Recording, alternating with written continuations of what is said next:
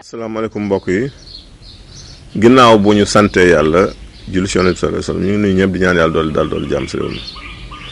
ñu ngi nuyu Bougane di ko ñaanal jàmm ak wér ñu ngi nuyu Cheikh Mbacke Ndiaye Spine ak Soxna Masila di nuyu Soxna Gagne si Gueye maa ngi nuyu Asfal ba Lamine si Yëmbal di transporteur di nuyu le commissaire d'ambassade ak le colonel Moussa Fall di Eaux et Forêts maa ngi nuyu Cheikh Thiaw Soxna Aminata Gueye di nuyu Afif Maka si Espagne di nuyu waa bitim réew yëpp tey dañu ñëw si émission bu am solo muy café Coffea arabica le Coffea arabica muy garab bu waxante ne mu nga cosaanoo si montagne Éthiopie fa la cosaanoo substance principale nag mi ferñeent bi ne si café tey koy gën a ràññeetle mooy caféine café nag li muy baax à très forte dose mën na gaañ baaxul boo si jëlee lu ëpp dëgg mën na la bili baane kon ñu def si ndànk waaw c'est toxique à très forte dose café reenu café it garabu café reen bi kenn du ko naan baaxul c'est toxique mën na lay mettre biir yu tar mën na gaañ aussi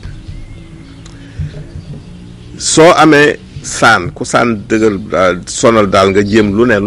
mu tëë bàyyi jëlal café kuddu café rek bu ndaw defal si juróomi gutu huile d'olive toxal ko si jël doomu limon nga wal ko bu mu nekk sunguf nga def si kuddu bu ndaw jël laaj gélules yi maanaam boo ko tasee ñetti gélules yi benn ñaar ñett nga daggate ko def ko si lu tolloog genn wàll kaasu ndox bu tàng bàyyi ba mu sedd nga naan boo ko defee suba nga mu jiitu sa biir si kàttanu yàlla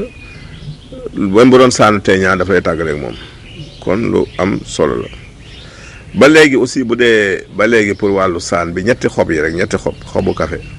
nga infuse genn wàll kaasu ndox bàyyi mu sedd nga naan ko suba ak ngoon dafay rey saan kon ñaari yoo nga xam ne boo si def rek mën na la dimbali sa ay saan soo gisee dagg-dagg bu bees nga jël doomu café bi rek lakk ko ba mu xëm nga wal ko mu nekk sunguf nga suy ko si dagg-dagg bi si saa su yàlla day gaaw a wér day kebaloowaat loolu moo meenu ndox boobu génn si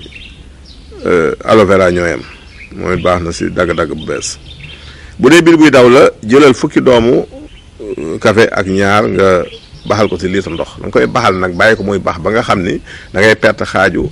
litre bi maanaam mu des genn waa litre nga koy naan par kaasu ataaya boo ndekkee boo añoo si kàttanu yàlla boo ko jëlee da ngay arrêté biir buy daw boobu bu dee boobuy metti même boo jëlee xob bi tëb ko taf ko si yii rek dafay faj boobuy metti xobu café boobu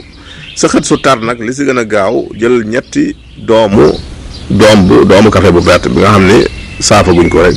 nga def ko genn wàll kaasu ndox bu tàng bàyyi ko mu sedd nga segg naan si kàttanu yàlla dafa baax si wàllu sa xët bu dee asthme daf la dal bett la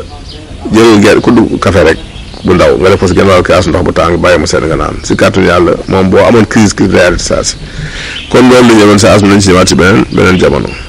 ñaari question li ñuy indi tey kii daal nee na seere bu tar daal moo ko dal constipation chronique li nga déggal ñaar benn bi mooy saa yoo lekk demam rek jëlal ñetti doomu xorompole nga yëy ko muuc ko yàbbi la si des soo ko dee jël si kàttanu yàlla dina wàññi seere bi te soo xëyee suba nga jël genn wàll kaas ndox nu ko ba mu nga pay si benn doomu limon nga naan ñaar yi daal boo ko def si kàttanu yàlla na la dimbali si wàllu seere waaw kii daal leen dafa gént nekk si lëndëm baaxul de waaw dama ni nga dund ay jafe-jafe